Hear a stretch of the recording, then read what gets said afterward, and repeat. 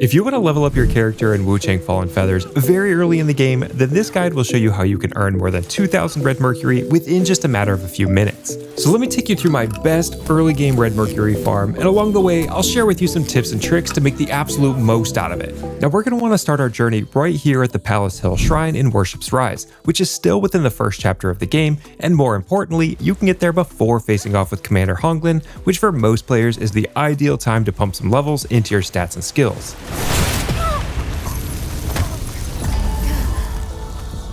Now this is also an ideal location because there are a lot of different paths and sections, so if we find ourselves low on health, it's easy enough to just back out and head back to the shrine without running the risk of dying and losing our Red Mercury. But okay, before I take you through my full run, let me show you some of the things we're going to want to set up first. One of the ways that we can farm even more Red Mercury is by making sure that our madness level is all the way up.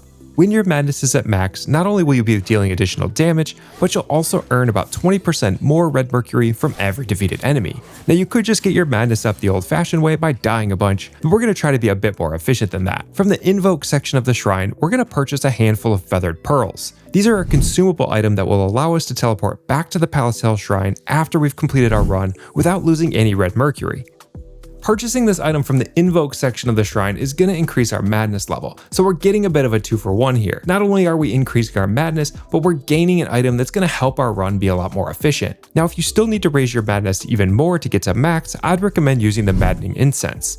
This is a consumable that you can equip to your toolbar that'll get that madness level up, so we can not only take advantage of the increased Red Mercury, but also deal that increased amount of damage. The caveat here is that if you do die somewhere along the way, you will have to face your pesky inner demon, but most of the enemies in this area aren't too challenging, so you should be just fine. Now another thing that I like to equip is the Leech Bone Needle as my Temperance item, which is basically going to give me the ability to siphon health away from any enemies while also dealing damage. This is one that I highly recommend using, not just here, but throughout the entire game, because if you find yourself in a tough spot, it's an easy way to get back some health without having to use the mana flask.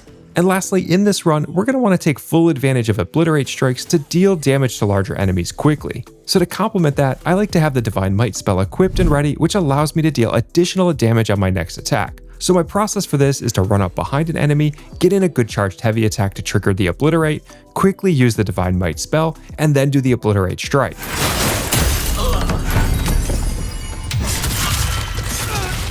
This is going to take out those larger enemies really quickly. So now let's go through and I'll walk through my entire run. All right, so we've got our madness all the way up here. Let's go ahead and get started. Run down this area. And this guy is going to be the first victim, so we're going to take him out pretty quickly. Should be able to gain, a node of Skyborn Might in the meantime. Oh yeah, and along the way, we should be able to pick up a couple of these Red Mercury sprouts. Usually get, a couple of these. I think I've had as many as 5 on one of these runs before, and these are going to give you about 100, or these are going to give you 100 Red Mercury every single time, so make sure you're picking these up. Sneak up on these guys, watch for the traps, but you can pretty much run through those, they shouldn't bother you. Oh, nice.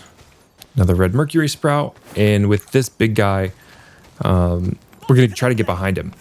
Charge heavy attack, then use the Divine Might, pop that, and then we get the Obliterate Strike. We could pretty much just take him out, no problem at all. All right, and now we're gonna run back the way we came and then across where that boss area is.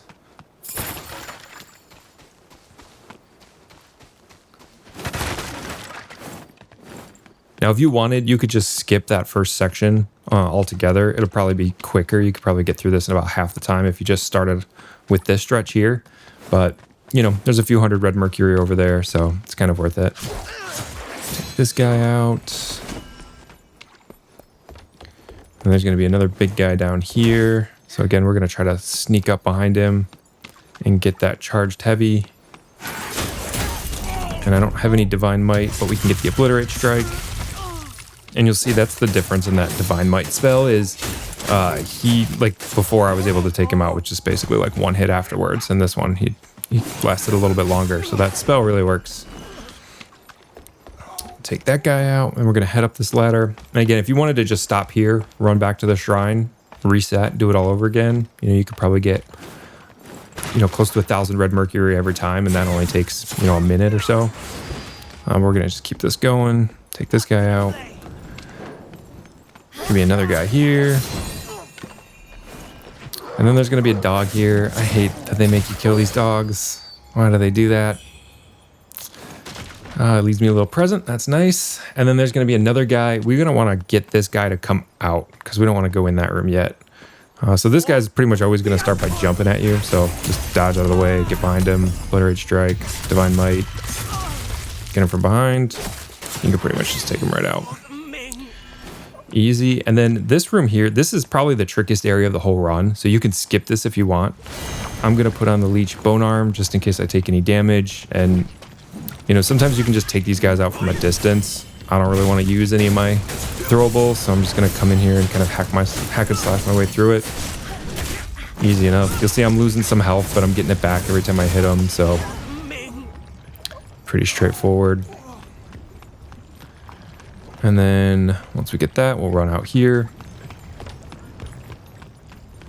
And there's going to be a guy to the left with a torch.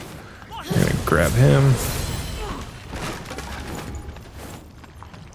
And then we'll go over here to the left. There's going to be 3 enemies over here.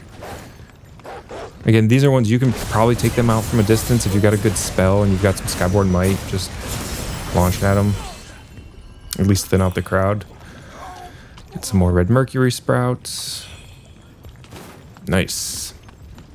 All right, and then we're going to head down the stairs. And there's going to be 3 more enemies down this side. Out the dog. I'm sorry. I don't want to do it. They made me. All right, grab another thing here. We're getting a lot of them this run. Nice. And then there's a guy here. I usually forget about him, but he's easy enough to take out. And then the last stretch of this farm is going to be on this other side. There's going to be 1 regular enemy and then a shielded one. There's not really a good way to get behind to the shielded one, so we're just going to fight them straight up. We've got some good Skyborn Might, so we should be able to just slash our way through him. Pop that. Do the little blade dance. There we go. Just unleashing on him. And then, there we go. That's pretty much the entire run. I got pretty close to about 3,000 Red Mercury after I use the Red Mercury sprouts, or those red sprouts, and then we can use the feathering thing to just go right back to where we started, and that's pretty much it. Guys, thanks so much for watching. I hope this video was helpful, and if so, leaving a like or a comment below to let me know is always appreciated. And be sure to subscribe because I'm working on even more WUCHANG content that you are not going to want to miss. As always, thanks everyone for watching, and I'll see you on the next one.